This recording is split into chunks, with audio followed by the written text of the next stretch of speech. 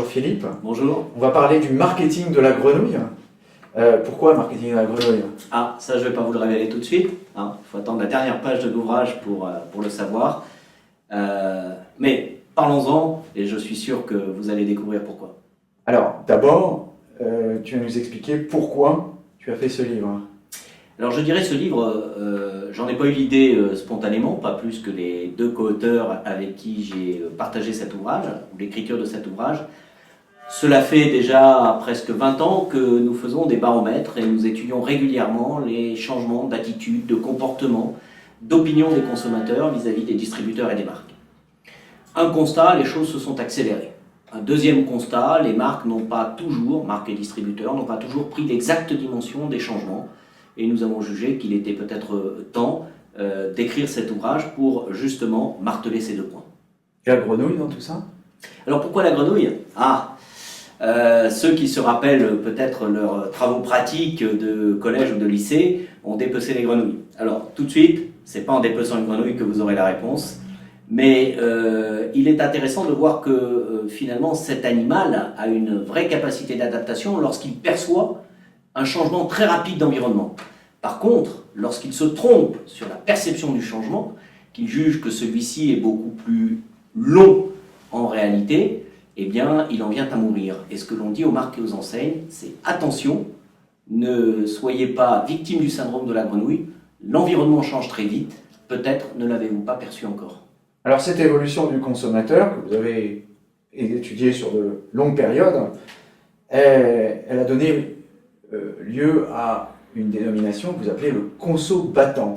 C'est une sorte d'avatar du consommateur vulpin de Bados et Cova des années 90. Alors, je dirais, ça peut se situer dans une certaine continuité, rendre hommage également à leurs travaux, mais en réalité, c'est aussi une façon de dépasser et d'affirmer deux choses qui nous semblent importantes. La première, l'évolution du comportement du consommateur, cette évolution, elle n'est pas d'ordre purement conjoncturel. Certes, la crise a accéléré un certain nombre de tendances, mais j'allais dire, la cause profonde n'est pas la crise. Donc le retour à la croissance ne signifiera pas un retour en arrière.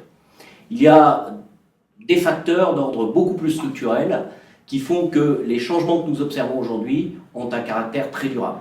Et puis enfin, évidemment, l'impact du digital explique à la fois l'accélération, le renforcement de ces évolutions et leur installation dans la durée, dans le temps. Et les marques n'ont pas véritablement compris, tout au moins pas toutes, ce changement de paradigme. Alors, je dirais que, est-ce qu'elles ne l'ont pas compris? Je crois qu'elles le perçoivent très bien. Aujourd'hui, l'information circule sur le bouleversement apporté par le digital, sur des profils de conso-battants, c'est-à-dire une relation plus critique vis-à-vis des marques, qui se veut aussi une relation d'égalité. C'est-à-dire que le consommateur a un langage plus critique vis-à-vis des marques et des distributeurs, parce que tout simplement, il veut aujourd'hui négocier, il veut comparer, il veut participer, il veut acheter en connaissance de cause. Ça, je pense que les marques et les distributeurs le savent. L'introduction du digital et ce qui bouleverse dans la relation, dans le rapport entre les marques et les consommateurs, je pense à nouveau que les services marketing le savent.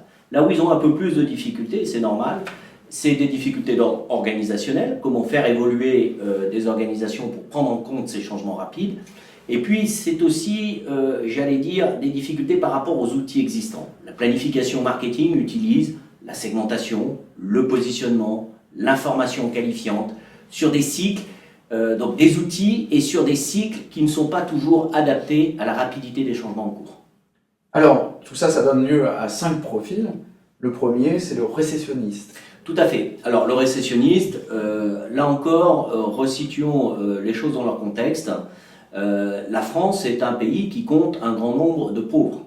Ce qualificatif, on l'emploie peu souvent en marketing, mais on a tout de même, on dénombre 8 millions de pauvres, un peu plus de 8 millions, 8 millions 9 selon les statistiques de l'INSEE de pauvres en France, c'est-à-dire qu'on a des gens qui sont économiquement contraints. Or, ces gens économiquement contraints, nous pensons que le marketing doit aussi les adresser, ne serait-ce que sur un plan de justice sociale, et pas uniquement au travers de petits prix, c'est-à-dire en pointant du doigt leur pauvreté. Il y a aussi une manière de s'adresser à ces consommateurs, j'allais dire, non pas en valorisant leur statut d'économiquement contraint, mais en le prenant comme une donnée et en travaillant à ce que leur vouloir d'achat soit également préservé.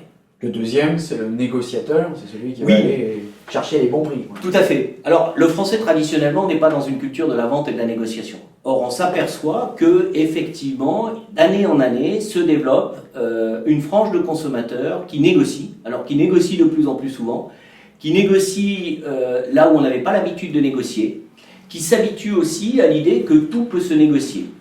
Et il nous semble que cela participe d'une révolution face auquel les vendeurs ne sont pas toujours bien armés. Alors le troisième, c'est celui qui nous intéresse le plus, c'est le vigile, c'est le digital native de la consommation. Tout à fait. Alors ce terme de digital native, transposé à la consommation, a créé bien des polémiques. Alors, est-ce que la technologie transforme la société? Est-ce que la société transforme la technologie? Il y a sans doute un peu des deux. On aborde ce sujet, mais on l'évacue assez vite. Nous, ce qui nous intéresse, c'est en quoi les outils digitaux ont transformé le rapport aux marques et ont accru l'envie de comparer, l'envie de s'informer, l'envie d'acheter en connaissance de cause. Alors, ça fait naître des comportements parfois opportunistes. Ça fait naître aussi des comportements où finalement le consommateur utilise une arme, ce qu'on appelle la procrastination, c'est un terme un peu scientifique, mais la réalité est très simple, c'est de dire à une marque, si tu ne réponds pas à un moment donné de manière extrêmement satisfaisante à tous mes besoins, eh bien je peux aussi me passer d'acheter. Quatrième et avant-dernier, c'est le touche-à-tout. Alors lui, c'est l'omniscient, c'est celui qui sait tout, qui a tout vu. Oui, absolument. Alors ce profil est intéressant à plus d'un titre. D'abord, il est assez égotique. On a des gens qui ont un ego assez développé, qui développent sur Internet une vie sociale où ils aiment à parler de leurs expériences, à les partager, etc. Donc les marques ont intérêt à les surveiller parce que quelque part, c'est des gens qui vont faire la bonne ou la mauvaise réputation d'une marque ou d'un distributeur.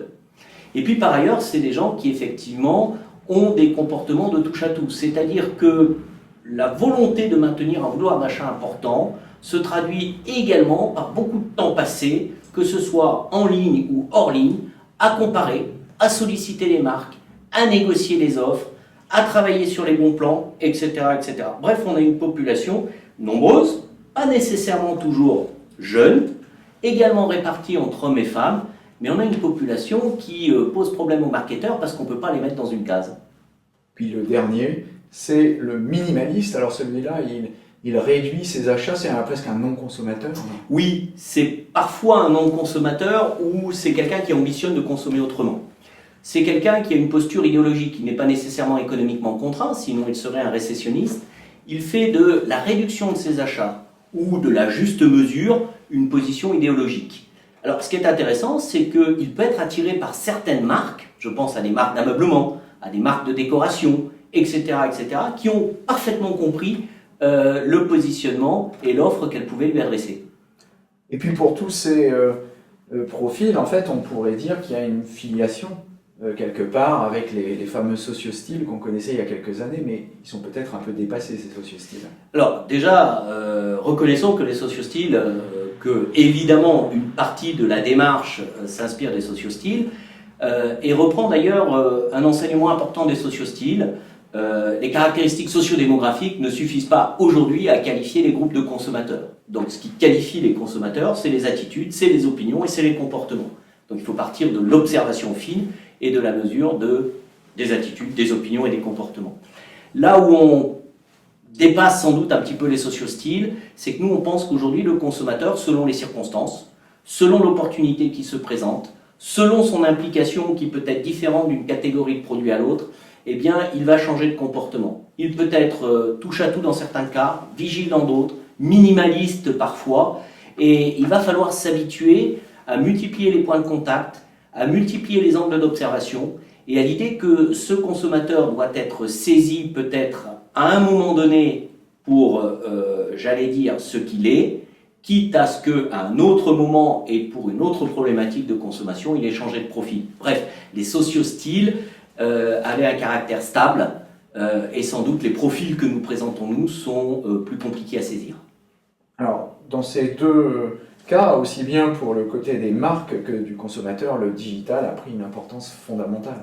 Oui, absolument. Le digital bouleverse effectivement plusieurs choses. La première, c'est qu'il donne accès à une information, Une information qui permet, dans un premier temps, de devenir expert, de comparer, de choisir, et donc qui replace le consommateur dans une relation. Vous savez, le paradigme classique, c'est le fournisseur en sait plus que le consommateur. Et la publicité contrôlée et l'information que le fournisseur veut bien donner au consommateur.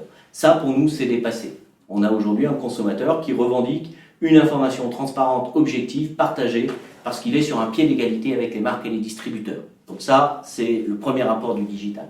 Mais ça va bien au-delà. On voit naître aujourd'hui d'autres formes de distribution, on voit naître d'autres modèles économiques, on voit naître des organisations en réseau, collaboratives, etc. Bref, les marques sont impactées à tous les niveaux.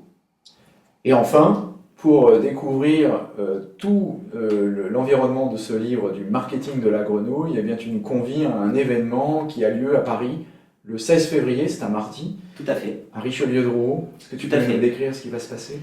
Écoutez, cet événement, il est là pour effectivement, j'allais dire, peut-être accentuer un petit peu cette mise en garde, dire attention, les consommateurs ont changé, marques et distributeurs, il est temps de réagir, mais il est là aussi pour rassurer le marketing et dire il existe des stratégies, il existe des modèles économiques, il existe des exemples de sociétés à succès aujourd'hui qui ont parfaitement capté ces changements et qui nous enseignent que lorsque l'on part de l'observation du comportement du consommateur, de ses attentes, et qu'on sait réagir avec pertinence, on peut s'inscrire dans des modèles économiques à succès, et c'est finalement un marketing réinventé en quelque sorte, mais qui revient aux sources.